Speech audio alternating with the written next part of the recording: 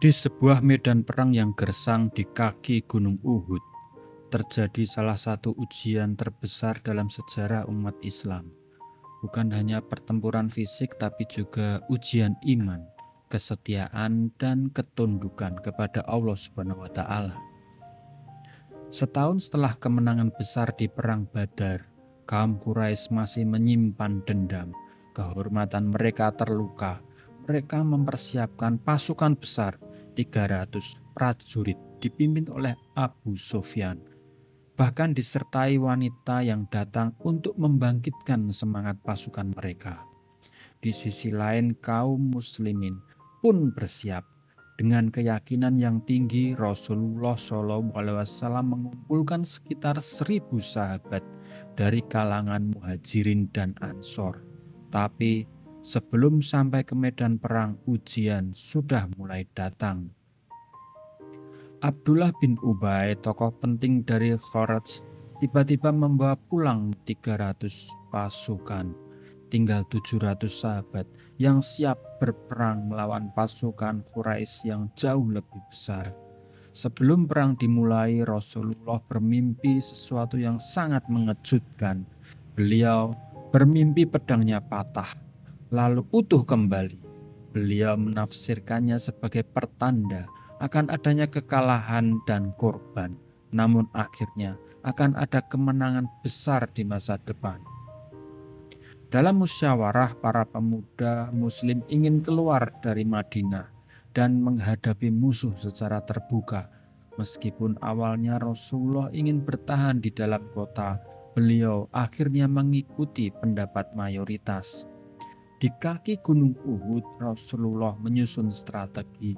Salah satunya adalah menempatkan 50 pemanah di atas bukit untuk menjaga posisi belakang pasukan. Rasulullah memberikan tugas, tetaplah kalian di tempat kalian, jangan tinggalkan tempat kalian, baik menang atau kalah, pertempuran pun dimulai. Di awal pasukan Muslim berhasil menggempur pasukan Quraisy. Para sahabat bertempur dengan semangat dan keberanian yang luar biasa. Pasukan Quraisy mulai mundur, kemenangan seperti akan diraih.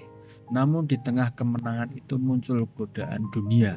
Melihat musuh mundur, beberapa pemanah turun dari bukit untuk mengambil harta rampasan perang.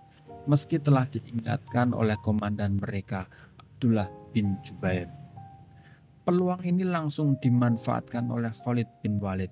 Ia memutar arah dan menyerang dari belakang. Pasukan Muslim terkejut, terjebak, dan mulai terdesak.